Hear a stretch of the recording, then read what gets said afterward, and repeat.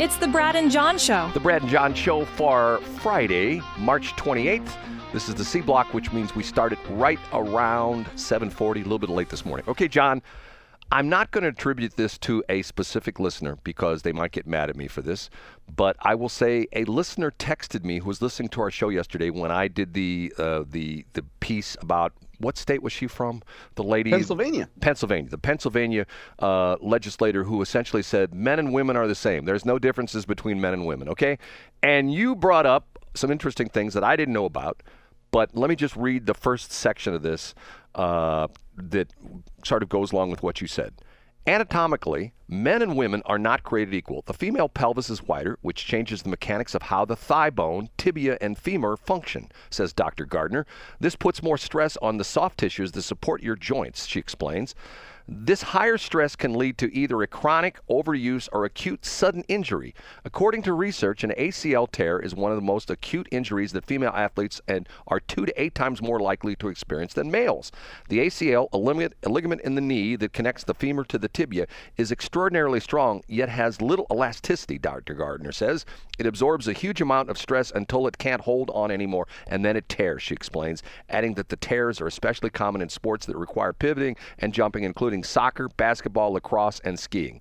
Additionally, women have less muscle mass around their knees than men, says Dr. Samantha Smith, MD, a Yale Medicine primary care sports medicine specialist. That, too, can lead to instability and a higher chance of tearing a ligament if it is overstretched. Now, you brought up the fact that during the menstrual cycle of women, that they are even more prone to these same injuries, correct? That's correct, yeah. And a lot of things, if you think about, if you've had women in your life who are pregnant, you have women when preparing to deliver a child will have extreme joint laxity in their hips because their bodies are getting ready to push a child out. And during ovulation even, we won't be obtuse here, Brad, but you could expect during ovulation, you know how women, when they make clothing choices during ovulation, they're more likely to show cleavage when they're ovulating than they are versus any other time in the cycle. And similarly, their bodies are getting, shall we say, a little bit more pliable during ovulation. And then after this joint laxity ends, then it goes back to what you would consider a regular state of laxity. John, that's Dr. John Combest, who's an OBGYN in his spare time. And I have the ability to read and research and read biological facts, Brad. Well, I found it was fascinating because how in the world can anybody come out and say, and that's what this legislator from Pennsylvania did, essentially saying men and women are the same. There's no difference. The matter of fact, and she's essentially saying women are just as fast as men. Women are just as strong as men. Come on. I mean, come on. Yeah. And Brad, these are things that normal people realize and understand. And I think there's people that listen to NPR that realize this, and they wouldn't say this at their progressive coffee shop in U City or Tower Grove South, but they know that women and men are built differently. It's just a fact.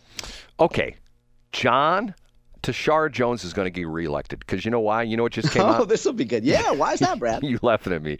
And yet, you know who's going to swear her in? President Kamala Harris, and you predicted that one correctly, right? Tashara Jones is going to get reelected because the news that came out yesterday, and you know what? I'm telling you, she's going to be all over St. Louis television today. What happened yesterday?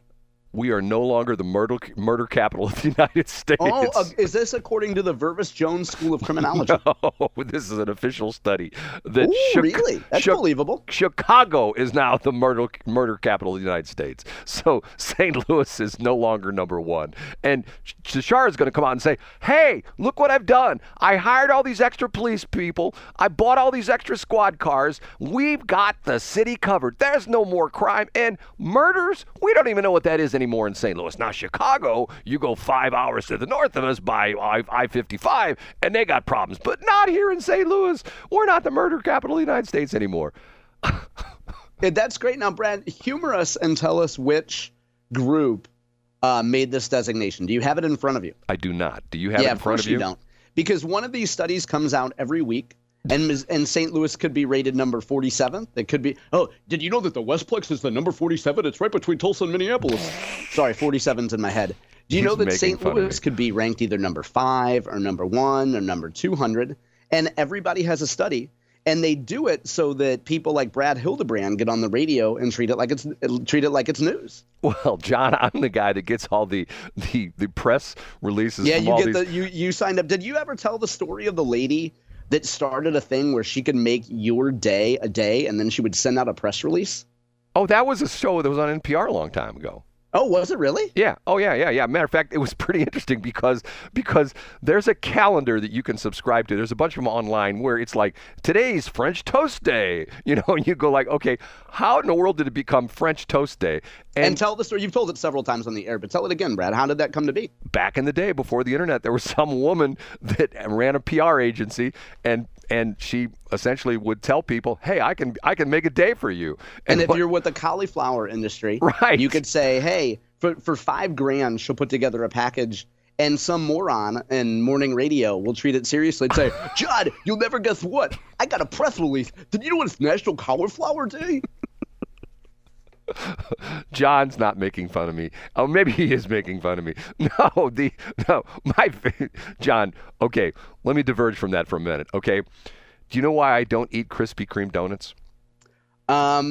First of all, that is the correct use of begging the question, which is I had no idea you didn't. And why don't you? I don't eat Krispy Kreme donuts because one time and I will give credit to Frank Opinion about this because he saw this scam, and 99.9% of the radio people are dumb, myself included, okay?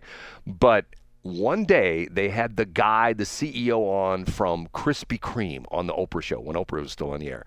And he said, we don't spend a lot of money in marketing because you know what we do? We just send a couple dozen donuts to all the radio stations in the morning. Each one of the markets we're in, we target a radio station every morning, and we have one of our people deliver a couple dozen donuts to the radio station, and the guys just eat them up. You got Krispy Kreme donuts this morning. And he was probably right. And then Frank Opinion took a stand and said, we never got donuts, and even if you sent them to us, we wouldn't eat them. No. Frank Opinion would say, we got great donuts, but we're not going to tell you who they're from. They would eat them. Oh, yeah, that's a good idea. And, Brad, you do that on occasion. You'll mention where you go, and then you'll throw in they're not advertisers, so I'm not going to say their name. Well, they're not. Because I know. I'm siding with you here, Brad. I'm saying I like when you do that. So he made fun of the fact that the dumb radio people give us free advertising when we drop off donuts. So the interesting part of this was that I shouldn't say I don't eat Krispy Kreme donuts. For a while, I did because a friend of mine told me who worked at Krispy Kreme told me an interesting story. If you go through the drive-thru and you order one donut, it's free. And I thought to myself, that can't be right. So I used to hit the one in Fenton all the time in 44, right there, right next to the Quick Trip, if you know what I'm talking about, right off of Bowles. No, I try to not go to Fenton. Go ahead. I used to go through there, I don't know, a couple times a week, and I would go in and get one donut, and I order one donut at the speaker thing, and I drive up, and they'd hand me the bag. It's free. Thanks. Bye. Now, I'm sure they don't do that anymore because they're probably tired of Brad Hildebrand's. But what was their rationale behind that? The idea that it's a loss leader? I don't know. That most people will buy a coffee with it or something? I don't know. I mean, I did it for a good 2 years, and then finally they started charging me. Okay, no more Krispy Kremes. But the ridiculous thing is if you go to Deerberg's used to have their own donuts. I'm a donut aficionado. I rate the donuts. Matter of fact, I can even tell you which Schnucks has the best donuts. They should be all the same, but I can tell you which Schnucks has the best donuts. And in my humble opinion, the Lindenwood Schnucks is one of the best donut places to go. It's right across from the Lindenwood Library, if you know, we're out in 94 in St. Charles. But the deal with Krispy Kreme, if you go to Deerberg's, they're $2.39 for one stinking donut.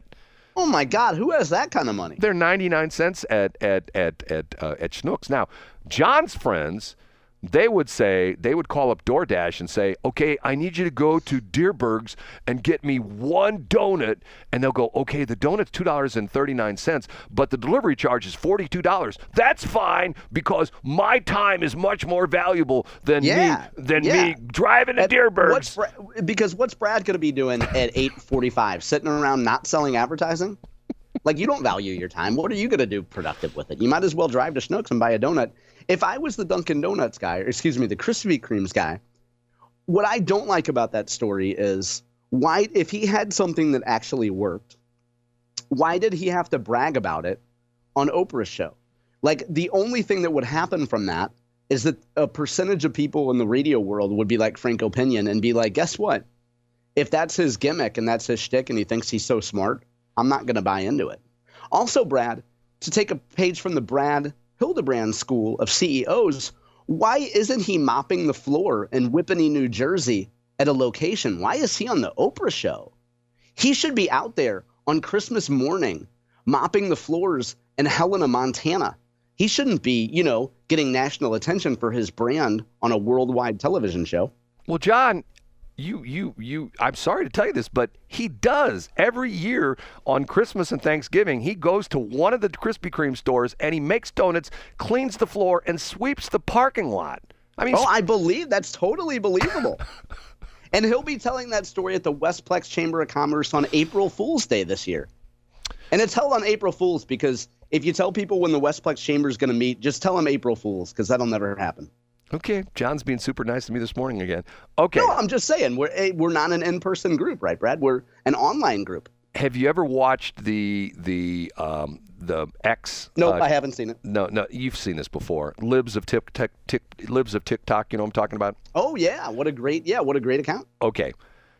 If you don't know what Libs of TikTok is, essentially, the funny part of this is that all the lady does, and it's a lady that runs it, isn't it? The lady that runs it? Yeah. She was on Elijah Har's show not long ago. All she does. Her name is Shia, I believe. Right. All she does is take videos that are posted. In other words, they're already posted on the internet. Most of them are on TikTok. But she takes videos that are posted primarily by transgender people who, how would you say, you would question what their alternate lifestyles. Yeah, you might question their mental sanity or stability. Right. She posts these videos that she takes off of TikTok, and then the people get mad, which I always think is funny because of the fact you've already got it on TikTok. So if it's already out there on the internet, why would you get mad if she features it? Okay. So the one I saw last night was a woman who is a school teacher. Well, actually, she's a transgender. She used to be a man. Now she's a woman. And she talks about the fact that when she was that she likes her girlfriends, who are actually girlfriends, her girlfriends get upset about when they're ma'amed out in public. Thank you, ma'am. Excuse me, ma'am. They don't because are they complaining that you say that to an older woman? Yes, this called. Yeah, I call every woman ma'am. I'm not going to say miss. I think miss is arrogant and condescending toward young women. Okay, so what I've done, and I did it about 2 weeks ago. I started doing this. When I encounter a woman, I no longer say, thank you, ma'am. I say, Dankeschön, mademoiselle. Oh, yeah, nice. Because first of all, they don't know what it means. Right. And then they just assume it's pleasant because they see you smile. Right. I say, Dankeschön, mademoiselle. And if you know what Dankeschön means, thank you in German, and mademoiselle is, if you are a single woman in German, you are mademoiselle. And if you are a married woman, you're, Frau, I guess it is? No, you're frumpy. No, I'm not frumpy. And you've put on 20 pounds since you popped out a couple kids. You don't shave the parts you should, and you just lay there like a starfish. Go ahead, Brad.